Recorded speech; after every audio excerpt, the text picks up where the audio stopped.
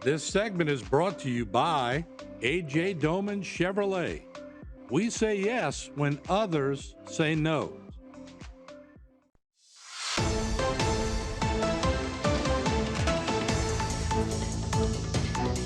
Welcome to Bayou Time. I'm Jacob DeGate, and it's my pleasure to introduce our guest today, Bryce Merrill, who is a Oilfield Divers Monument Project team member. Nice to have you joining us. How you doing today? Thank you. Thanks for having me. All right. I know y'all have, a beautiful bronze statue out there about an oil field. Divers recognizing them, but I think y'all having this weekend. Is it Yes, another unveiling over there? Yep, Can you tell us a we're little bit having about our second annual Divers Rally, which is like a reunion, and we'll be unveiling the granite wall behind the bronze statue. All right. Look, I see it's got a bunch of words on there. I can't really read what's all on the monument wall. It gives a little history of how the diving industry developed.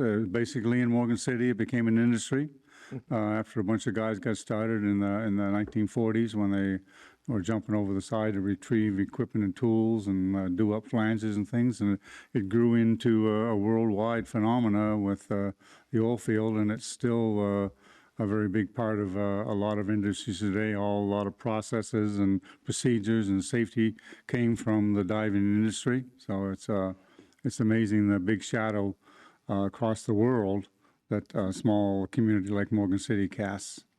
Well, certainly, and what you have in all those projects on the coast. Anytime you're going to need to see what's under the water and see what's and sometimes the best things to fix it are human hands, I guess. Indeed, yeah. The robots have come a long way, but it still sometimes takes human intervention. It certainly, I guess, takes a special kind of person to be an oil field diver. I mean, you can't be too skittish, I would imagine, or so. No, divers, when you talk to most people, we kind of have a reputation of being a little bit different for the lifestyle that we live, and the hard living, and you develop a real camaraderie and bonding with the guys you work with, because every minute that you're in the water, your life is in someone else's hands. So you develop very quickly a good bond, and the things you're doing are different and unique. A lot of projects that we do in the water, guys, there's a team of 4 or 5 guys doing it on the deck, and the diver's in the water by himself. So you have to be motivated, a self-starter. You got to be a jack of all trades. Interesting. Now, as far as the monument itself, the first one and this whole project, can you tell me how you got involved and why you think it's something that really needs attention? It's been interesting. It all started with a phone call one day, a little over 3 years ago. A guy by the name of Rusty Wright called me, and I thought he was another Rusty Wright that I knew. It turned out he's a guy that worked here in the Gulf and now lives in Kansas. And he had an idea to build a 6-foot-tall bronze statue of an early oilfield diver, and Bob, as a result, after a lot of donations from companies and corporations and a lot from individual divers, we say we build it by divers for divers. And the other unique thing is once we got enough funding for the statue and the wall, we had funds left over, and we made 3 $1,000 donations to South Louisiana Community College, to the dive school. And then we started an endowment fund, and we've put $40,000 into the endowment fund for the dive school and the young divers on training. So we're pretty proud of that also. That's an interesting point. It's not a career field that you also think about or think about, formal schooling or something, but there is a training program out there, and I guess I'm sure before you start doing it that there's a lot of stuff you got to learn because it can get pretty dicey down there. Yeah, it started years ago. It was a cowboy affair, just anything goes, and but it's developed now into a really quite a safe industry.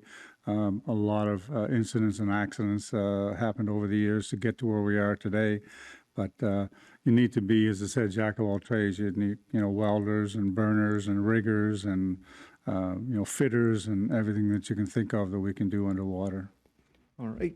Can you tell me, you said it, the industry developed, out at Morgan City. Can you tell us, the history of when it first started, I guess? Well, the oil field here started on land in 1901, but it was offshore in the early part of the 40s. And that's when it started as individual guys, and then they built companies that are known around the world today. They came up with processes and procedures and built it into an industry. There's known worldwide. Morgan City is known around the world, just like Tabasco sauce.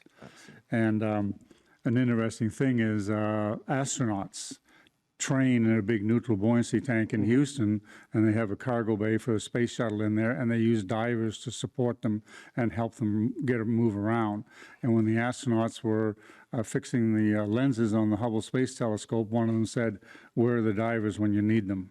Because they were having some trouble. Exactly. Maybe they'll send y'all up like Armageddon in a new movie. When Yeah, the asteroids coming or something. Yeah.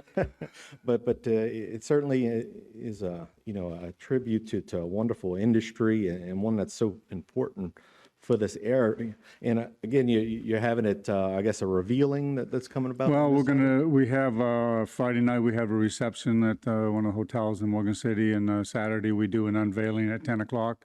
Then we have a crawfish boil, and then a breakfast on Sunday morning, and then for divers.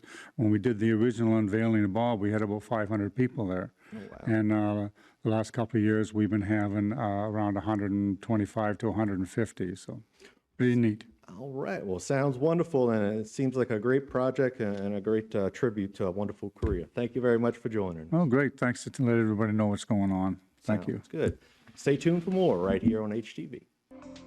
This segment was brought to you by Rouse's Markets. Feels like home.